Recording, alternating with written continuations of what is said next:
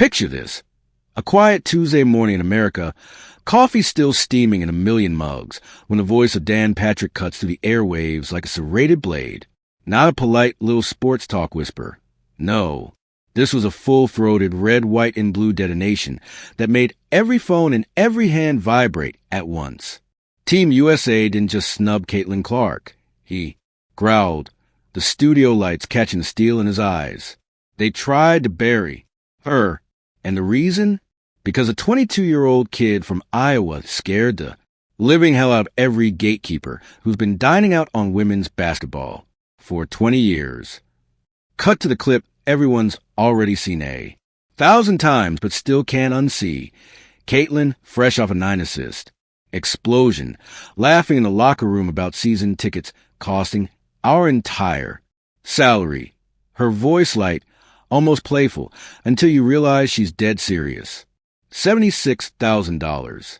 That's what the league pays a girl who single-handedly sold out every arena, who turned concession stands into gold. Mines, 2,826 extra gallons of beer in Indiana alone. Who dragged 2 million eyeballs to a random Sunday game, like she was Beyoncé dropping a surprise album. And for that, they left her off the Olympic roster. The camera lingers on Dan leaning forward, elbows on the desk, voice dropping to that dangerous calm that makes grown men apologize to their mothers. This wasn't about fit. This wasn't about chemistry. This was jealousy wearing a blazer and a clipboard. This was the old guard looking at a rookie who outdrew their super teams by 1 million viewers a night and deciding, not on our stage. Across the country, immigrant moms who saved 4 fever tickets, queer kids who finally saw someone unapologetically, themselves on national TV, fathers who never cared about women's hoops until their daughters begged to stay up late. They all felt at once. A slap, a betrayal, a line drawn in hardwood, because Caitlin Clark didn't just get snubbed. America did. And as Dan Patrick's words ricocheted from coast to coast, something ancient and furious woke up in living rooms. Everywhere.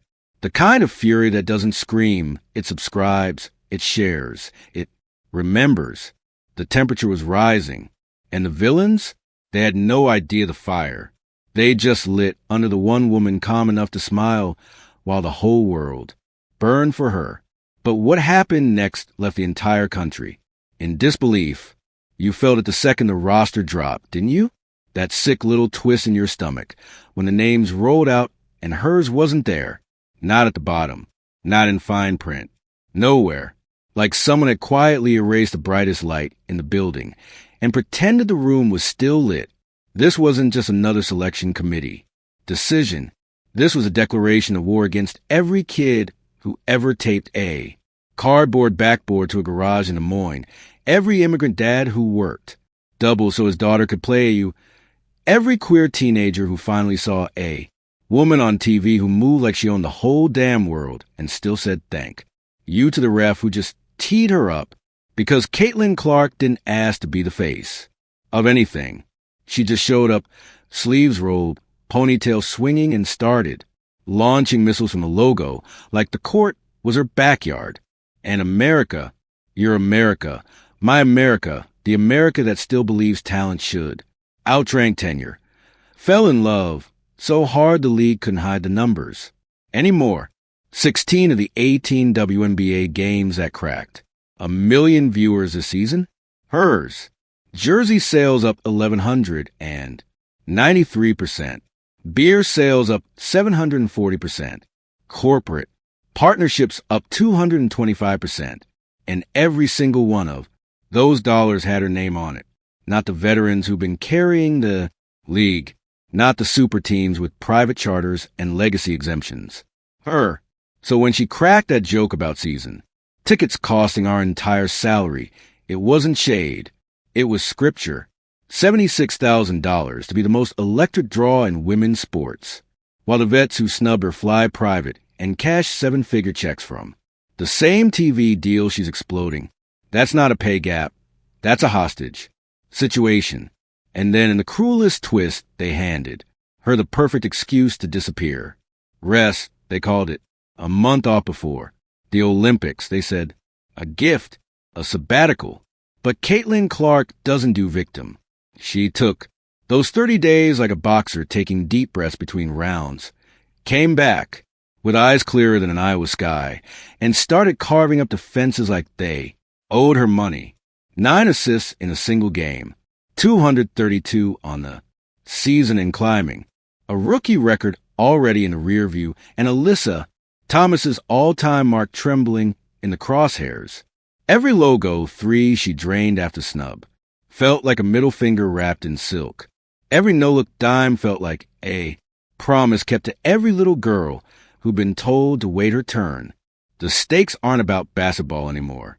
They're about whether this league, our league, the one we're finally proud to stand, has the guts to look in the mirror and admit the future, just lap the past.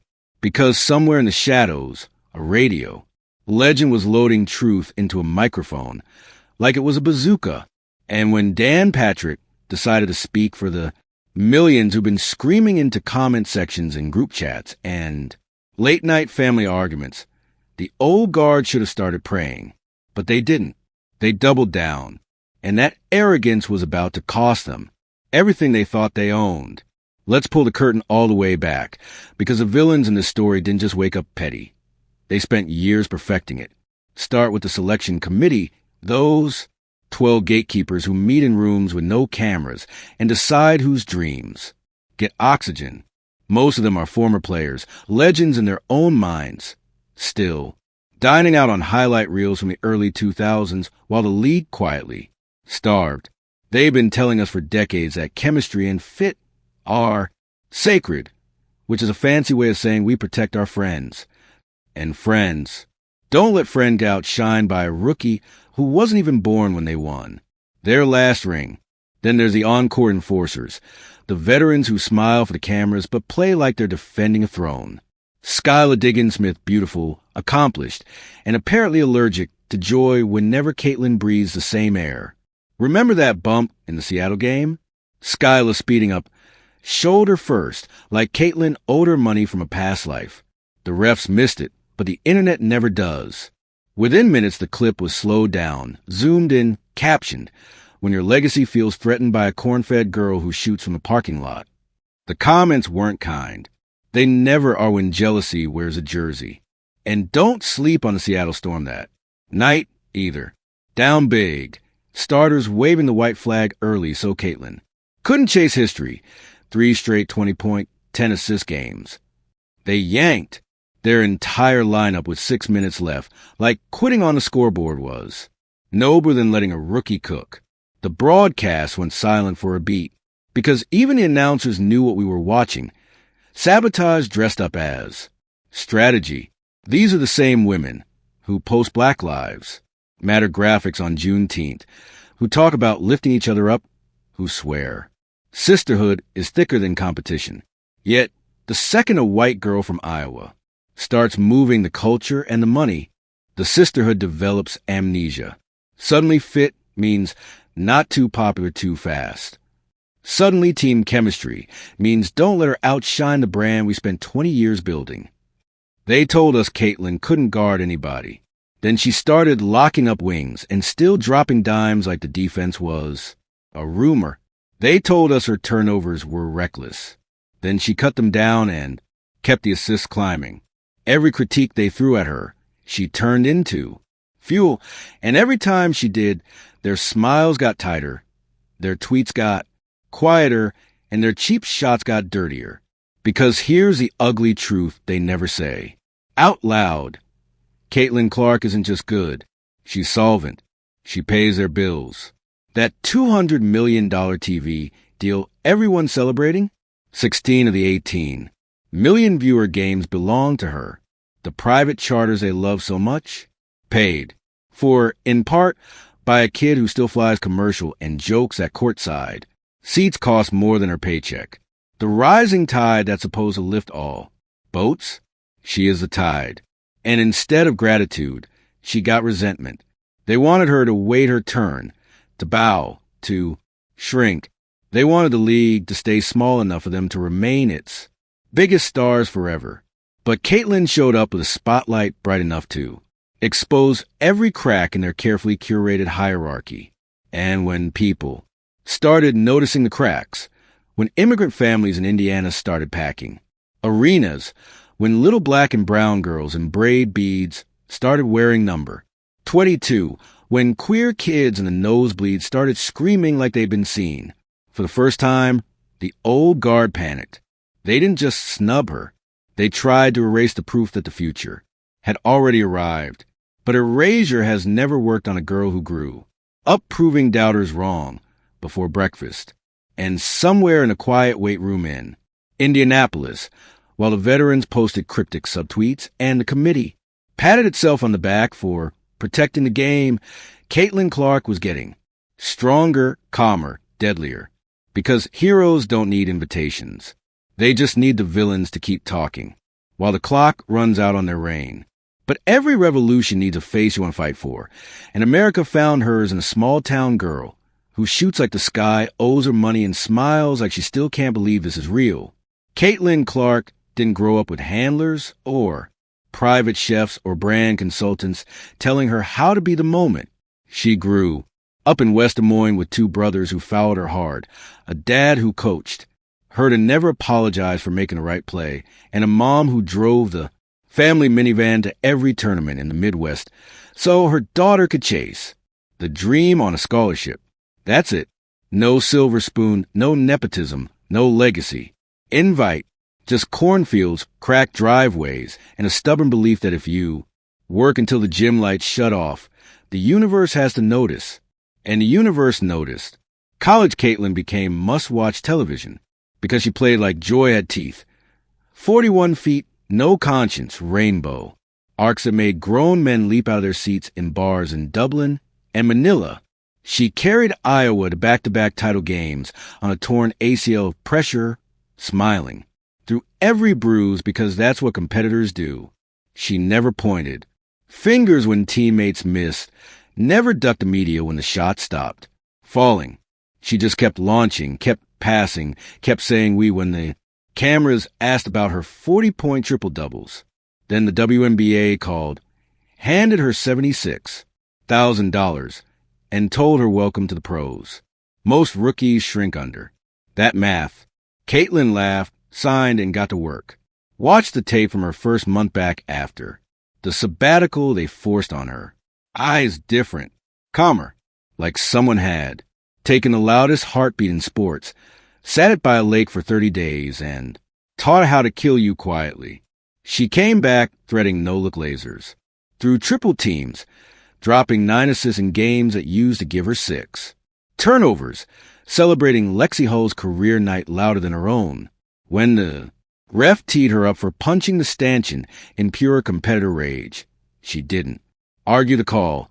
She thanked him on camera because the sting reminded her who she is. That's the part that breaks your heart open. This kid still says thank you when the world tries to punish her for feeling too much. She flies commercial in the middle seat, hood up, signing autographs for little girls wearing her jersey in languages she doesn't even speak yet. She jokes that her salary couldn't buy courtside for her own teammates, then turns around and turns Gamebridge Fieldhouse into church every night. She sees a Latina mom holding a Gracias Caitlin sign in the nosebleeds and makes sure security walks her down for a hug after the game. She watches a non-binary teen wave a pride flag with her number sharpened on it and blows him a kiss on the Jumbotron like it's the most natural thing in the world. Because for Caitlin, it is. This is a girl who understands that the spotlight isn't hers to hoard. It's hers to share. Every logo 3 is a love letter to every kid who was ever told their shot didn't belong. Every dime to Kelsey Mitchell or Aaliyah Boston is a reminder that rising tides really do lift all boats, no matter what the bitter veterans pretend. She's making millions in endorsements and still saves a bonus money like her dad taught her because she knows what it feels like to need grocery money for gas to the next tournament. And when they left her name off that Olympic roster, something quiet and ancient clicked into place behind her eyes. Not anger, not yet, just clarity. Because Caitlin Clark has been the underdog since the day she was born too tall, too white, too Midwestern for the coastal. Tastemakers who decide what marketable looks like. She's been told to wait. Her turn by people who never had to wait for anything. She's been guarded by girls who grew up with AAU empires while she scraped together plane tickets on her parents' credit card. Every slight, every eye roll, every she can't. Guard. Just carve her into something sharper. So when the committee thought they were teaching her a lesson, they were really handing her the sharpest blade she'd ever been given. And somewhere between the hurt and the hunger, Caitlin looked in the mirror, smiled that dangerous little half-smile, and decided the real games hadn't even started yet. Because the quiet ones, the polite ones, the ones who say thank you when you try to break them, those are the ones who break the game wide open when nobody's looking and America was about to look. The snub itself landed like a silent grenade. No press conference. No explanation. Just a PDF on a Tuesday night, and Caitlin Clark's name missing like it had been erased with a careful thumb. Then the excuses started trickling out. Each. One uglier than the last. Chemistry. She'll get her turn. Team needs. Veterans who've been through Olympic wars. Translation. We're terrified of what happens when the cameras love her more than they love us. The veterans smelled blood in the water and circled. Anonymous quotes in The Athletic. Some girls think the league revolves around them already. Subtweets about entitlement from accounts with championship rings in their headers. Skyla Diggins-Smith posted a cryptic hourglass emoji the night the roster dropped, then liked a comment that read, "Protect the culture at all costs." Seattle's coach praises team for playing the right way after benching starters to deny Caitlin a triple-double chase, as if quitting on national television was nobler than letting a rookie finish her masterpiece. And the committee?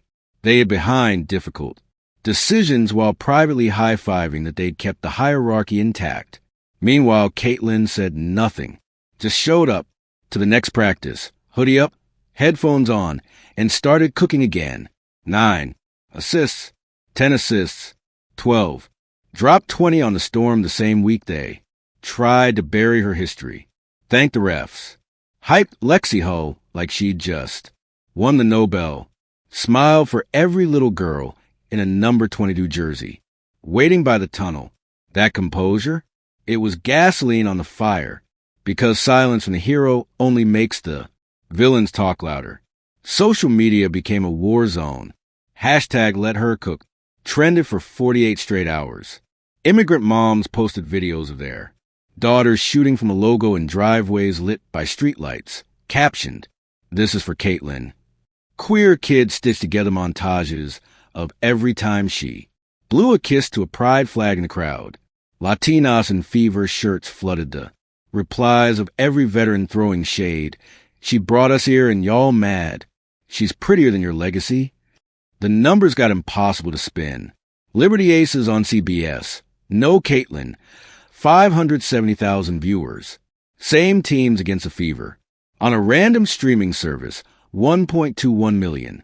The league's own data was screaming what everyone already felt. She wasn't riding the wave. She was the wave. And still the old guard doubled down. One former player went on a podcast and sneered that Caitlin needs to learn humility.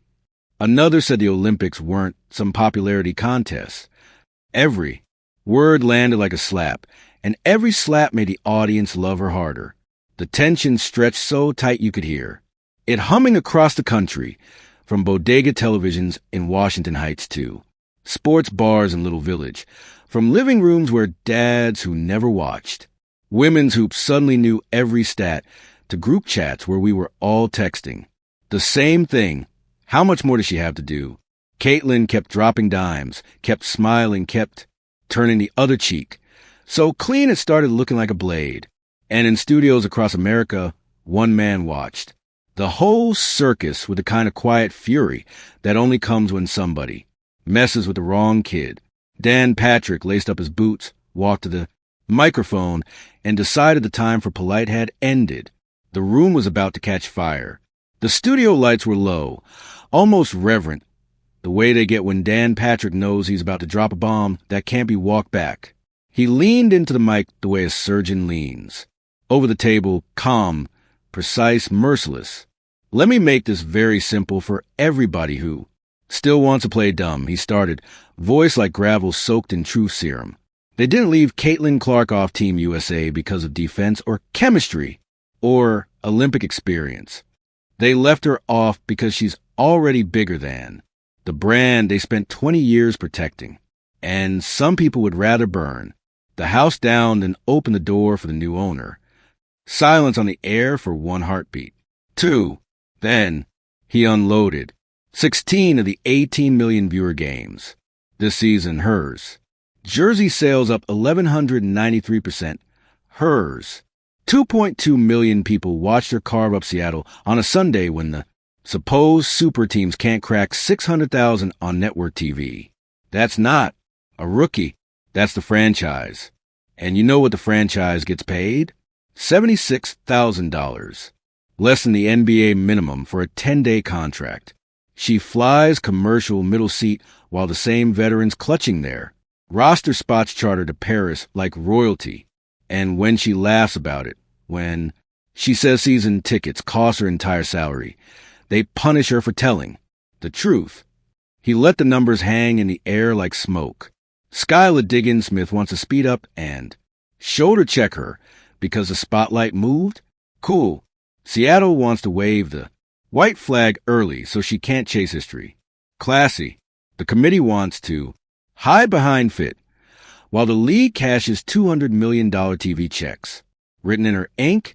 That's not selection. That's sabotage. Then he did the thing that broke the internet in half.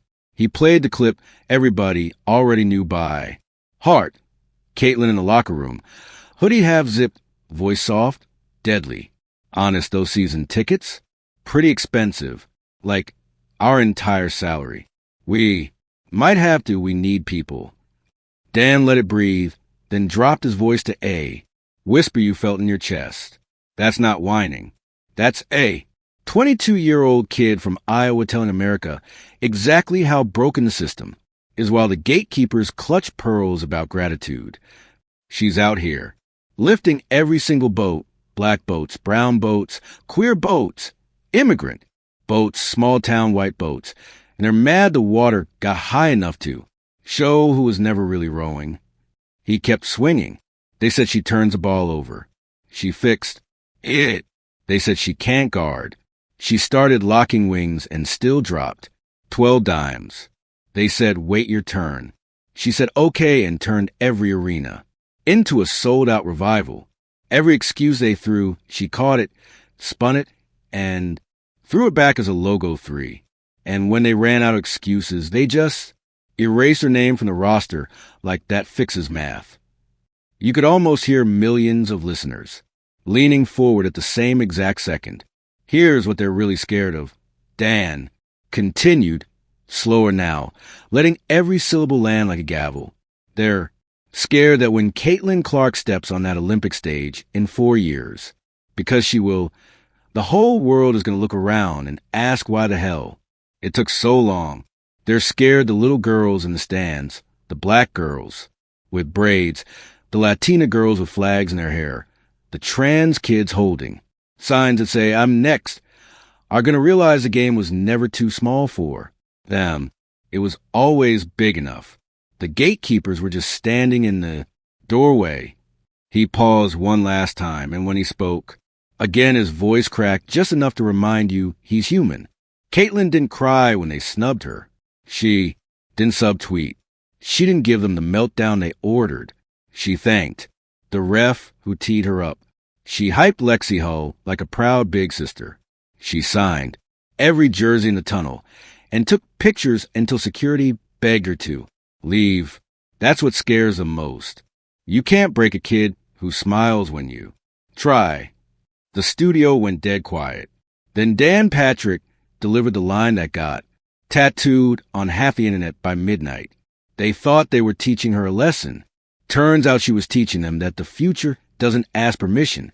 It just shows up, shoots from the logo, and dares you to guard it. He clicked off the mic, and across America, phones started blowing up like the 4th of July. The villains thought the story ended when they closed the door. They had no idea the whole country was about to kick it down.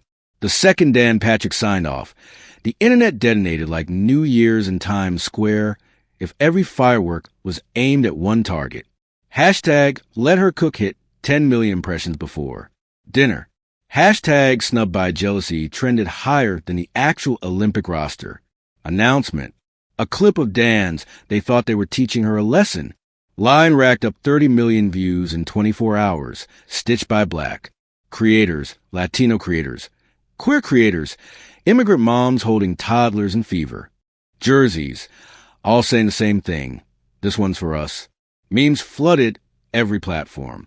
Skylas. Shoulder check slowed down to violin music. Seattle's empty bench photoshopped into a sinking Titanic. The selection committee rendered as scared little. Wizard hiding behind a curtain marked chemistry. Someone superimposed. Caitlyn silhouette over the Statue of Liberty torch. Caption. Give me your tired, you're poor, you're gatekeeping veterans afraid of the future. LeBron retweeted the Dan clip with 3 words. Protect her peace. Angel Reese posted a simple raised eyebrow emoji, and the internet crowned her classiest woman alive for refusing the bait. Aya Wilson, ever the diplomat, liked a fan tweet that said, rising tide lifts all boats. Period. Translation. Some of y'all missed the memo. Fever ticket prices on the secondary market doubled overnight. A courtside seat for the next home game hit $4,000 more than most rookies make in a month. Immigrant dads who clean offices at night started GoFundMes titled, Taking my daughter to see Caitlyn because she needs to know the world will try to dim her light, and she keeps shining anyway. They all hit goal in hours. Corporate America smelled blood in the water and sprinted. State Farm dropped a new commercial 48 hours later. Caitlyn draining a logo 3 in an empty gym, voiceover soft. Some people measure success in points. Others measured in who they scare. Cut to little black and brown girls in the stands wearing her jersey, screaming. The internet wept. The views broke 100 million. The WNBA tried damage control. A hastily written statement about difficult decisions and excited for Paris that nobody read because the replies were a war zone. Someone dug up audio of a committee member bragging at a fundraiser that they kept the roster balanced. Balance became the most ratioed word in sports. Former players started fracturing on air. One legend went on ESPN and mumbled that maybe Caitlyn needed more seasoning. The panel stared at her like she'd suggested bringing back segregation. The clip got remixed with crickets and sad trombone. Another vet, tears in her eyes, admitted on a podcast she'd stayed silent too long, and I'm sorry we should have protected her. That apology hit 1 million likes before lunch. In Indianapolis, Caitlyn showed up to practice, saw the viral chaos on the monitors, and just laughed that shy laugh that makes you want to fight the world for her. She posted one story, a photo of her lacing up her kicks with the caption, appreciate y'all, keep lifting each other. Nothing else. The comments became a prayer circle. The old guard went quiet, real quiet. Subtweets stopped. Cryptic emojis vanished. Someone leaked that Skyla turned off. Comments. Seattle's coach got asked about the early benching and stammered. Something about load management that nobody believed. And in living rooms from Brooklyn to Boyle, Heights to little rainbow houses in the suburbs, families who'd never agreed on anything suddenly agreed on one truth. When they tried to bury Caitlyn Clark, they accidentally handed her the shovel to dig every single one of us out too. The league thought the story was over. Turns out it was just intermission. And the second act was going to be about something bigger than basketball. And then, almost overnight, the noise settled into something sacred. Caitlyn Clark never raged on Instagram Live. She never called out a single name. She just kept playing the way she always has, Like the game owes every little girl in the cheap seats a front row seat to her own future. She dropped 30 on the Mercury and pointed to the hijab-wearing teenager in row 12 who'd driven 6 hours with her. Dad. She dished 12 assists to Kelsey Mitchell and screamed louder for her teammates' bucket than for her own record chase. She signed a pride flag after. The game wrote, "You belong here" in Sharpie and handed it back like she was passing a torch. Every night, she turned the snub into scripture. This is what they never understood. Caitlin's power was never the logo 3. It was the way she made every single person in the building feel seen. The black girl with fresh braids who suddenly believed. Point guards who looked like her dreams. The Guatemalan mom who works nights and still saves for one ticket, so her daughter learns that loud talent gets rewarded. The trans kid clutching a sign that says, "I shoot like Caitlin," and knowing for the first time that the world might actually let them. The villains wanted a popularity contest. Caitlin turned it into a promise. She proved you don't need their invitation when you've already built a bigger table. She proved that flying commercial while lifting private charters is the most American flex there is. She proved that when they try to dim your light, you just shine bright enough to show everybody else where the switch is. And slowly, beautifully, the league started. Bending. Whispers of emergency CBA meetings. Rumors of salary cap exceptions coming faster than expected. Owners admitting on background that maybe they can't keep paying the future in peanuts while she sells out arenas like Springsteen. The $200 million TV deal suddenly had footnotes. Renewal clause is triggered by viewership. Guess whose name was in every footnote? Because Caitlin Clark didn't just survive the snub. She weaponized it. She turned every cheap shot into a commercial, every excuse into exposure, every closed door into a stage. And in doing so, she handed every single one of us the blueprint. When they tell you to wait your turn, you don't shrink. You expand until the room has no choice but to grow with you. This is the part where the camera pulls back, and you realize the story was never about one girl from Iowa against a jealous committee.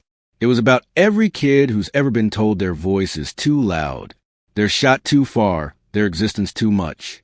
Caitlin looked the gatekeepers in the eye, smiled that quiet corn-fed smile, and said, without ever saying it, "Watch me. Make more room." And she did. So the real moral isn't that jealousy lost. It's that love, stubborn, generous, unapologetic love, won so hard it rewrote the rules. The villains thought they were guarding a castle. Turns out Caitlin was building a country. And every one of us, no matter where we were, born, who we love, or how we pray, just got our citizenship papers stamped in permanent ink. This one for every little girl still, practicing in the driveway long after the streetlights come on. Your turn isn't coming. It's already here. Just shoot. So here we are, family. Dan Patrick didn't just expose a snub.